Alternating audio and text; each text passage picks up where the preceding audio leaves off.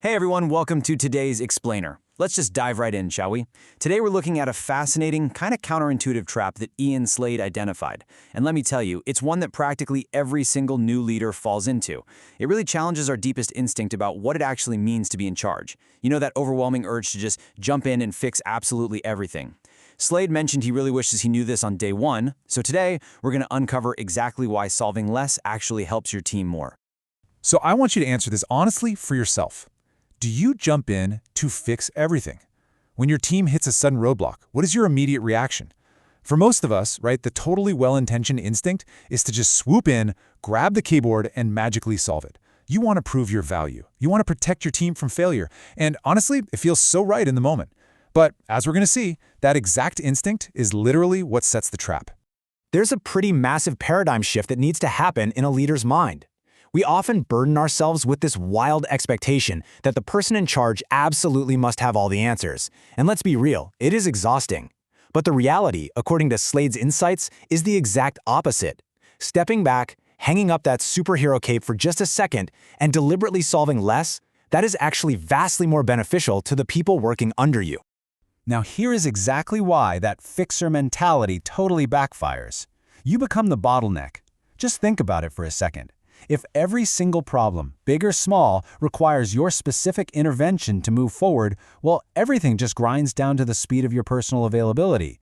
Instead of a fluid, dynamic team, you've accidentally created a massive traffic jam of people just waiting around your desk for the magic answer that only you are supposedly allowed to give.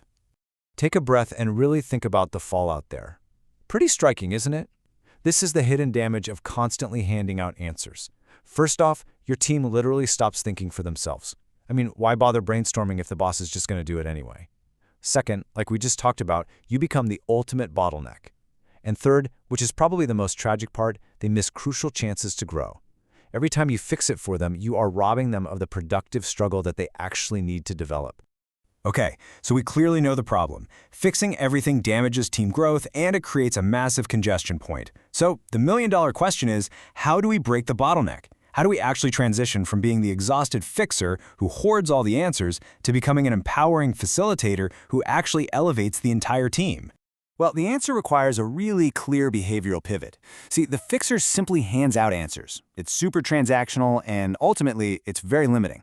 The builder, on the other hand, asks questions and guides. And this right here is the absolute core of Slade's advice. When a team member brings you an issue, your job is not to hand them the completed puzzle. No way. Your job is to act more like a compass. You want to ask the right questions that help them figure out how the pieces fit together all by themselves. So, the truly crucial part is actually putting this into practice. It sounds straightforward, right? But man, it takes discipline. Step 1, you have to consciously stop handing out answers. Literally bite your tongue if you have to. Step 2, replace those immediate answers with guiding questions. Say things like, well, what do you think our best option is here? Or how would you approach this? And step 3, trust them. Just take a step back, let them take the reins, and trust that they actually have the capability to navigate the problem. And let me tell you, when you finally make that pivot and trust your team to tackle their own challenges, the transformation is absolutely incredible. You spark way more creativity because your team finally has the breathing room to innovate. You are going to see a massive surge in team confidence as they prove to themselves, hey, I can solve hard problems. And ultimately, this leads to significantly better results across the board. By doing way less of the fixing, you generate so much more value. It's a total game changer. Which brings us to this incredibly powerful thought from Ian Slade, one that really anchors this entire concept. He says, great leaders build leaders, not just followers. Think about that. If you spend all your precious time solving everyone else's problems, you're really just training people to wait around for your instructions. But if you guide them, if you ask the right questions, and if you trust them, you are actually teaching them how to lead. You're building real capacity, independence, and strength right there within your team. So I want to leave you with one final, kind of provocative thought for the day. Take a hard look at your own management habits, your daily interactions with your team, and ask yourself honestly, are you building leaders or are you just building followers? The very next time a problem pops up, I want you to remember the fixer's trap. Take a step back, ask a good question, and just watch your team step up to the plate. Thanks so much for joining me for this explainer, and I really hope this helps you build a stronger, more capable team.